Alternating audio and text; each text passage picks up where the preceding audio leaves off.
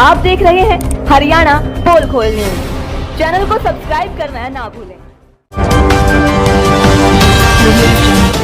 हम आपको दिखा रहे हैं हांसी के विधायक विनोद बिहाना भाजपा नेताओं के साथ काली देवी मंदिर में माथा टेकने पहुंचे हैं। ये खबर अब तक हम पहुंचा रहे हैं।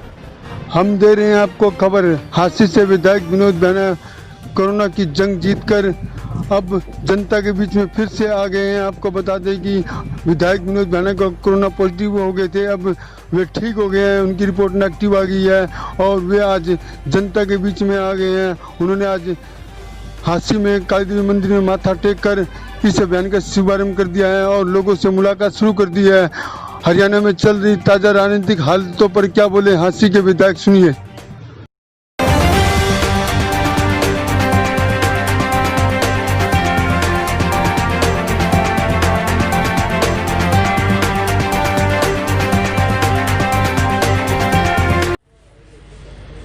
भाना साहब, आपको कैसे लग रहा है पब्लिक के बीच में काफ़ी दिनों बाद आए हैं? ऐसा है ललित जी, वाकई मैं लगभग 20-22 दिन के बाद आज मंदिर में माथा टेक के जनता के बीच में जाने का काम करूंगा। और ये 20-22 दिन जो बीते, सही मायने में एक बहुत बड़ा तजर्बा दे के गए मुझे कि हम खुद भी बड़ी लापरवाही से ले रहे थे इसको, कोरोना को। मगर इस 20-22 दिन में जहां इंसान को एक लंबा संघर्ष करना पड़ा बीमारी के साथ, वहां से पब्लिक से, परिवार से एकदम कट ऑफ होकर रहना पड़ा।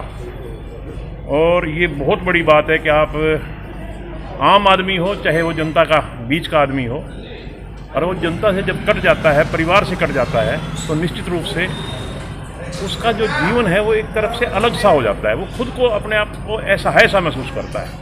और ये मैंने इन 20 दिनों में देखा। तो मैं तो ये कहता हूँ कि ये बीमारी तो गलत है, मगर फिर भी आपके माध्यम से ये कहता हूँ कि इससे सतर्क रहने की बड़ी ज़रूरत है। आज के दिन इसके लिए हमारे पास कोई ऐसा वैक्सीन नहीं है जो इस बीमारी से कंट्रोल किया जा सके।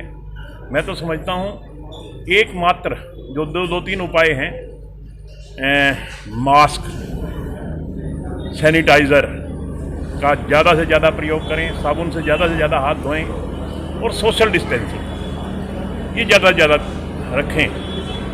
कोरोना एक भयानक बीमारी है, मगर थोड़ी सी सतर्कता से इससे बचा जा सकता है। जैसा कि आप देख रहे हैं, आज पूरे विश्व में इस कोरोना ने महामारी का रूप धारण कर लिया है और दिन भर दिन ये बढ़ती जा रही है। और मुझे बड़े दुख के साथ कहना पड़ रहा है कि हमारे हांसी में लगभग 450 केस हो गए। उसमें सबसे बड़े दुख की बात यह है कि कुछ जवान मौतें हो गई। तो मैं उन परिवारों के प्रति अपनी संवेदना व्यक्त करता हूं कि जो महामारी का शिकार हुए, जो हमारे जवान भाई बहन इस कोरोना ने हमसे छीन लिए। और मैं आम जनता को एक संदेश देना चाहता हूं कि थोड़ा सा सतर्क रहें, अपना बचाव रखें, अपने बच्चों का बचाव रखें, अपने परिवार का बचाव रखें। और जो 2-3 चीज़ें सरकार की तरफ से भी बार बार हिदायत दी जा रही है, सोशल डिस्टेंसिंग रखें, मास्क का प्रयोग, सबसे बड़ी जो चीज़ है मास्क का प्रयोग जरूर करें, और सैनिटाइज़र से हाथ साफ करें। थोड़ी देर में जब भी आप खाना खाएं, पानी पिएं, कुछ भी लें, उससे पहले साबुन से हाथ जरूर धोएं। तो निश्चित रूप से इस महामारी से हम बच सकते हैं। आपके माध्यम से मैं यह संदेश पूरी जनता को देना चाहता हूँ। भाना साहब, क्या चल रहा है? अध्यादेश का मामला चल रहा है, पूरे में लोग लापता में हैं, किसान वगैरह। अध्यादेश को एक राजनीति करना अलग बात है। आप देखिए, इस पे खामखामी कांग्रेस के लोग राजनीति कर रहे हैं। सही मायने में मोदी जी की दूरदृष्टता, जब से मोदी जी प्रधानमंत्री बने, उनका सिर्फ और सिर्फ एक ही दिमाग में है कि हर वर्ग का भला कैसे हो सके। आज उन्होंने किसान के हित में 3 अध्यादेश लाए हैं वो, और जैसा कि आपको पता है कि आज वो तीनों अध्यादेश राष्ट्रपति जी की स्टैंप लगने के बाद, उनके हस्ताक्षर होने के बाद कानून का रूप धारण कर गए। इसके लिए मैं सभी किसान भाइयों को बधाई भी देता हूं।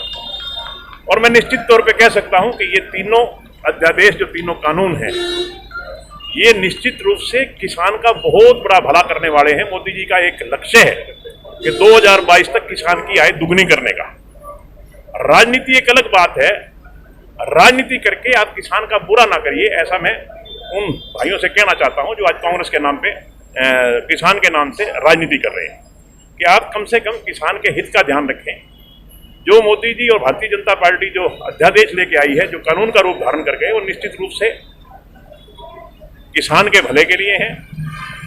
एक ही बात है, एमएसपी पे कोई बात है नहीं, एमएसपी तो 100% रहेगी।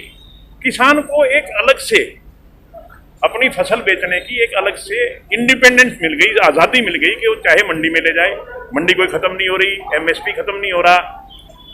किसान की अपनी मर्जी है, वो हांसी में अपनी फसल बेचे, महम में बेचे, दिल्ली में बेचे, जयपुर में बेचे, बीकानेर में बेचे। तो ये किसान को एक ऑप्शन मिल रहा है। तो निश्चित रूप से जो कोई अदर ऑप्शन मिल रहा है तो किसान के भले के लिए, नहीं तो मंडी में ही बेचनी है तो मंडी तो है ही ऑप्शन, उसमें तो कोई बंद कर ही नहीं रहा उस ऑप्शन को, ना कोई एमएसपी को बंद कर रहा है। इसलिए ये खामखा की राजनीति बंद करें और किसान के हित में जो अध्यादेश आए हैं, जो कानून आए हैं, उनमें सरकार के साथ मिलकर अपोजिशन को भी किसान के भले की सोचनी चाहिए। निर्दलीय विधायक बलराज कुंडू महम वाले उन्होंने आरोप लगाया कि बीजेपी के कई विधायक बागी हो सकते हैं।